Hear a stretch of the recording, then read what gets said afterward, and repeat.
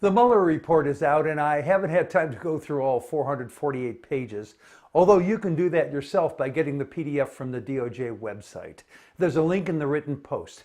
Click on the fourth line beginning Report on the Investigation for the download. Or if you prefer, you can get an indexed and searchable version by clicking on the second link in the written post.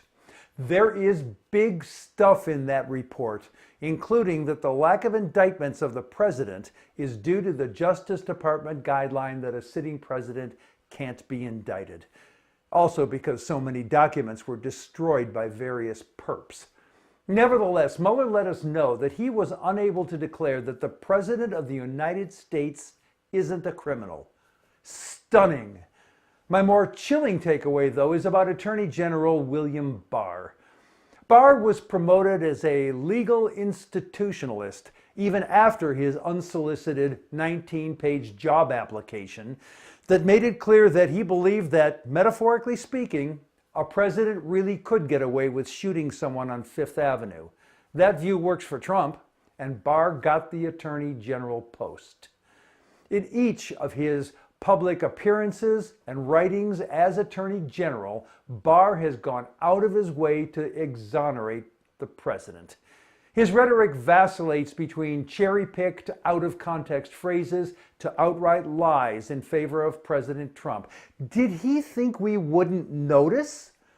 In listening to Barr, I'm reminded of comedian Richard Pryor's line, "Who are you going to believe, me or your lying eyes?"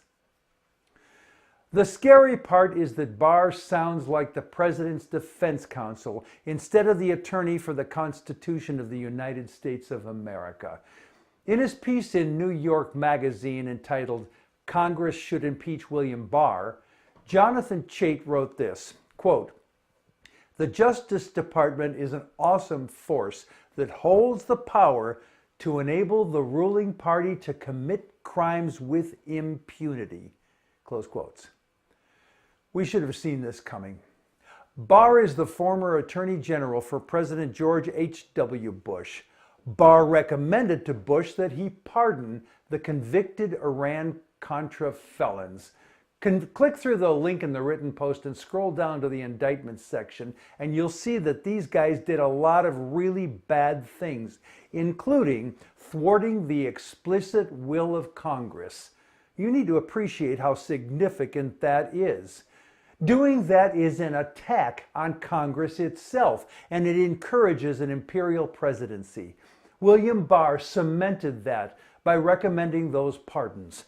And now he's defending this power-grabbing, dictator wannabe president. If Barr is an institutionalist, exactly what institution does he serve? And another thing. Now that most of the Mueller report is released, the talk of impeachment is spiraling upward.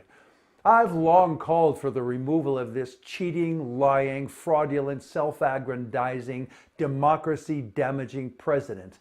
But now I have significant doubt about that notion.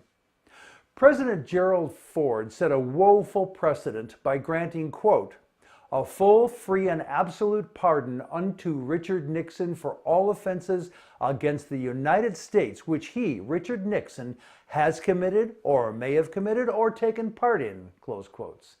Nixon got a free pass for his criminal behavior and wasn't held accountable in any way. That is the precedent that Mike Pence will inherit should he become president. That means that our criminal president will likely be pardoned for any and all crimes which he may have committed. Think conspiring with the Russians to disrupt our 2016 election, obstruction of justice, money laundering, and fraud. I can't stomach the notion of his escaping responsibility for his actions.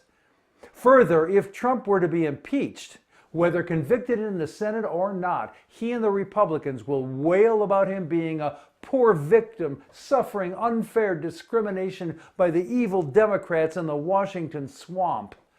That could lead to another Republican in the White House in 2021 and a Congress controlled by the same spineless legislators who are enabling Trump right now.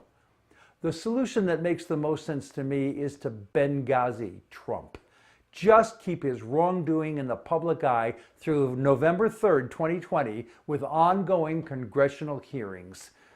I often have difficulty rationalizing the bypassing of wrongdoing in favor of some greater good, but this one looks obvious enough even for me. No impeachment.